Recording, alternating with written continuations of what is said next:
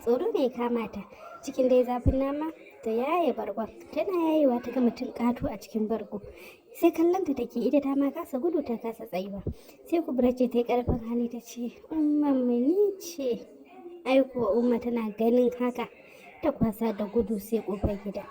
Wayyo Allah matan gida, wayyo Allah matan gida, ku taimake ni, Kubra ta kumbura matan gida, ku taimake ni. Ku danna mana like sannan ku yi subscribing saboda samun bidiyon mu a duk lokacin da muka daura. A wani ɗan gari mai suna Inda Ranka, an yi wata kyakkyawar yarinya mai suna Kubra. Kubra ta kasance yarinya ce mai ladabi da biyayya da kuma son mutane. Amma sai dai kash, abu da yake hana ta shiga mutane. A duk lokacin ta shiga cikin mutane sai an yi maganar ramarta. Kubra ta kasance yarinya ce siririya sosai. Duk sanda za ta fita idan mutane ya kasance yana kanta, kowa yana maki irin ramarta. Ko cikin kawaye ne aka yi hira sai kaga ana tsokanarta saboda tsabar rama irin tata.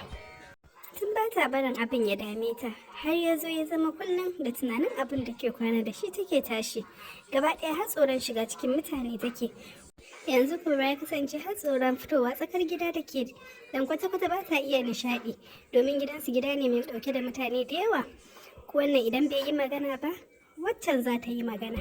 Mahaifiyar Kubra ta fuskanci halin da Kubra take ciki, kuma ta sha kiranta cikin ɗaki ta ringa mata nasiha, domin kuwa yadda take gani cewa ita rama ta mata yawa, akwai waɗanda su kuma ƙibacce ta musu yawa suke so su rame.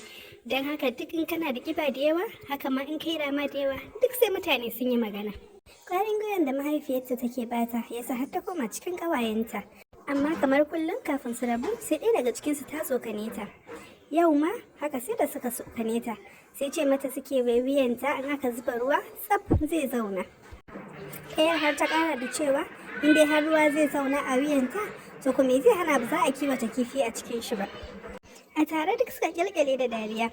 Kubra kwata-kwata bata ji daɗin wannan abun ba.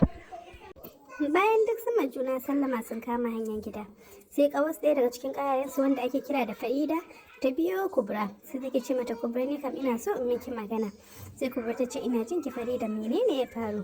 Sai ta ce, kan maganar ramanki ne da ake yawan tsokanin ki akan shi. Idan baki manta ba, ni ma yar uwata Zainab ai tana da rama, duk da ita bata kai ki ba gaskiya. Amma kuma yanzu aikin ga da ta koma ta murmure ta yi kumatu ta yi kyau. Kubra ta ce, haka ne gaskiya na san Zainab, yanzu kam Zainab ai ta kile. Zainab ta yi fresh yanzu gashi ta yi kumatu ta yi kiba masha Allah. Zai ce to in gaya miki gaskiya, ke kam wani magani ta saya, amma in kina so zan iya kwatanta miki inda take saya.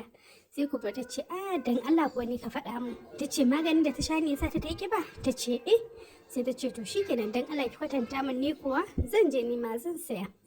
Ai kuwa Farida ta kwatanta ma Kubra inda Zainab take siyan magani. Kubra ta yi murna sosai, amma dai ta san ba za ta taɓa iya gaya mahaifiyarta ba, tunda a kullum mahaifiyarta sai ta ringa bata haƙuri, tana ce mata komai lokaci ne kuma komai zai zo zai wuce.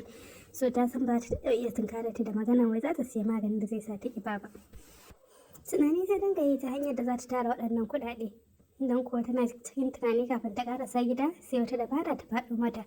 To tunda ni nake so amma mama siyayya, kullum za ta aika ni cefane, in siya kayan miya, in siya su man gyaɗa. Ko dai zan dinga ciccire waɗansu abubuwa ne a ciki. In ta ce in siya na 500 sai in siya na 400. In ya so kin ga sai in riƙe 100 ko? Haka dai ta yi ta shawara da zuciyarta har ta ƙarasa gida. Sosai ta san shawarar ta yanke ba mai kyau bace, amma kuma sanin kanta ne cewa ba ta da hanyar da za ta samu kuɗi, don haka dole wannan hanyar ce kaɗai za ta ɓulle mata. Yanda kuwa ta tsara haka ta yi, a duk lokacin da aka aike ta cefane sai ta samu ta rage wani abu a ciki. Yau ma kamar kullum a aiki Kubra siyan kayan miya. Ko da ta dawo gida sai ta tare da mamarta da ƙanwata Sadiya a kicin sun fara haɗa sanwa. Mika ma mamarta kayan miyan ta yi, sannan maman ta ɗaga ledan ta ce, ikon Allah ni ko Sadiya mika min Kubra wannan shine kayan miyan 500. Sai kallon mamarta ta ce, umma ce ba wai ko miyan ya yi tsada. Ta ce, kuma kin tabbata wurin malam Balan ne? Ta ce, umma wurin shi na siya. Bi da ta mantar da mahaifiyanta kan maganan kayan miyan yasa ta ce, kai umma bar ma an kama miki girkin, naga ayyukan da yawa yau. Yau yan albarka cewar umma, haka kuwa umma ta manta da zancen suka ci gaba da aiki. A kwana a tashi sai ga kuɗaɗe suna ta haɗuwa. Tsaf kuɗin da ta tara suka ishe ta siyan magani. Gida ta koma tana ta murna da ita a ganin ta bushi kenan buƙatar ta biya. shi ta yi sosai inda ta san zai biya mamansu ta gani. Sai murna take ita kuma shi kenan da ta yi ban kwana da rama. Tana gama cin abinci kuwa sai ta ɗebo guda biyu ta afa a baki. Aiko take ta haɗe shi sai murna take tana ta jin daɗi. A kwana a tashi sai da Kubra ta murmure ta fara kumatu. Masha Allah duk wanda ya ganta sai ya yaba. Yan cikin gidansu kowa sai cewa ke kai Kubra kin yi kyau. Haka ma ƙawayenta da ada ta suke tsangwamanta kuma ba ta son shiga cikinsu. Yanzu in ta shiga kowa sai sha'awar ta take. Inda dama can kyakkyawa ce kawai rama ce ta mata yawa. Nanan da ake da Kubra yasa sai murna take yi. Ita kanta ta ga canjin da ta samu. Ta yi kyau abinta. Ta canza kama gaba daya.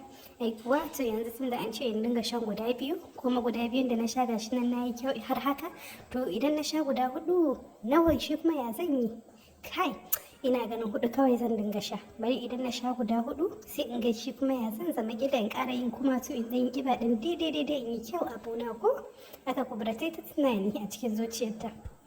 Kamar yadda ta yi yana aranta ko haka aka yi domin yau kuwa guda hudun nan Kubra ta sha to ko da ta sha guda hudu ta koma gefe ta je ta kwanta abinta. Dare ne ya fara yi sosai inda kowa ya nufa gida. Kubra da kanwata Sadiya su ne suka ma iyayensu sai da safe sannan su ma suka nemo da suka kwanta. Yau ma kamar kullum asibanci baban su Kubra ya yi wurin zuwa kasuwa. Mama ce ta fito falo inda su Kubra suke shimfiɗa ta kama hanya da laluba fitilar bango ta kunna kawai sai ta ci karo da wani abu din. Komawa baya ta yi sannan ta ɗan kunna fitila hannunta tana kunna ta ga abu ƙato a cikin bargo a lullube ga kuma filar inda suka kwanta tsoro ne ya kama ta cikin dai zafin nama ta yaye bargon tana yayewa ta ga mutum ƙato a cikin bargo sai kallon ta take ita ta ma kasa gudu ta kasa tsayuwa sai Kubra ce ta yi ƙarfin hali ta ce umma ni ce ai kuwa umma tana ganin haka ta kwasa da gudu sai ƙofar gida. Wayyo Allah matan gida, wayyo Allah matan gida ku taimake ni Kubra ta kumbura matan gida ku taimake ni. Umma na ganin matan gidan sun yi kanta ta juya ta yi kofar ɗakin ta da gudu ta shiga inda matan suka mara mata baya. Suna zuwa sun yi mamakin abin da suka gani. Kan Kubra suka yi da gudu inda suka yi ta yunkurin cicciɓarta amma ina abu ya fi ƙarfin su.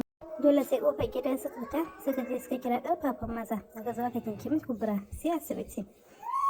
Likitoci ne suka yi kanta da gudu inda aka yi ta yin gwaje-gwaje don sanin menene musabbabin wannan kumburi da Kubra ta yi. Kafin nan su kammala, baban Kubra ya ƙara su asibiti domin tuni labari ya isa masa na abin da ke faruwa a gidan shi. Akwai wani magani da ake yi amfani da shi don magance ciwuwwuka daban-daban. To amma kuma da yawa cikin matasan wannan zamanin suna amfani da shi don yin ƙiba. Kuma yana daga cikin illoli ko side effects in maganin ya dinga sa ka ƙiba.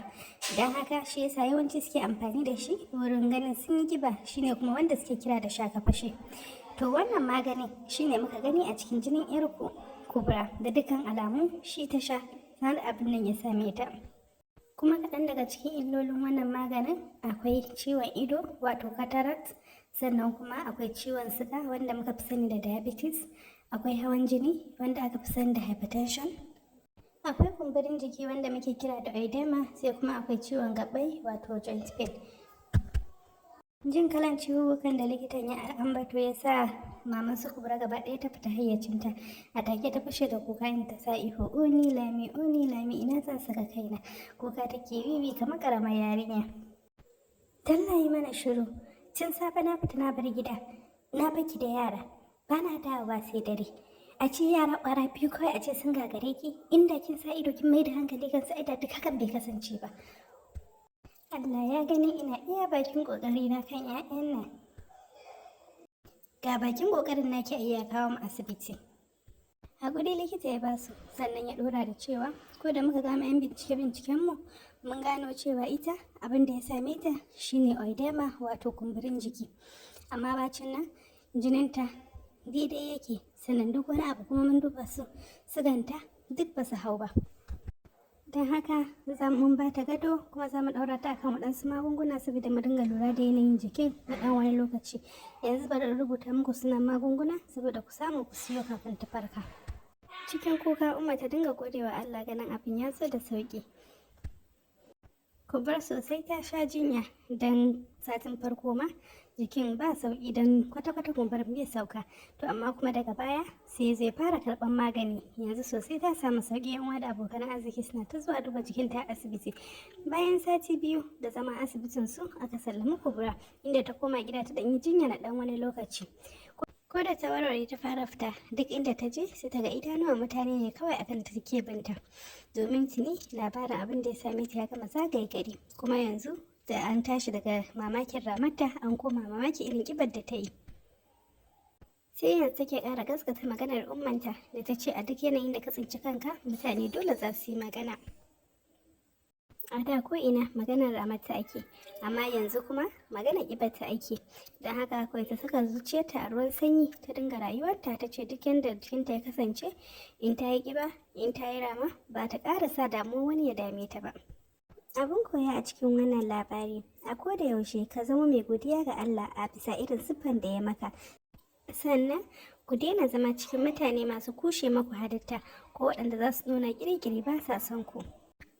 Sannan abu na uku, kar ku zama cikin 'ya'ya masu zalunta iyayensu, kuma kar ku zama masu damuwa da maganganun mutane in dai har a cikin zuciyanku kuna da yaƙinin abin da kuke yi mai kyau ne kuma zai zamo alheri a gare ku. Sannan darasi mafi girma, ku guji shan magani da ba likita ko kuma ba asibiti aka rubuta muku ba. Kuma ku rubuta mana darasin da ka koya a cikin wannan labari a comment section. Mun gode.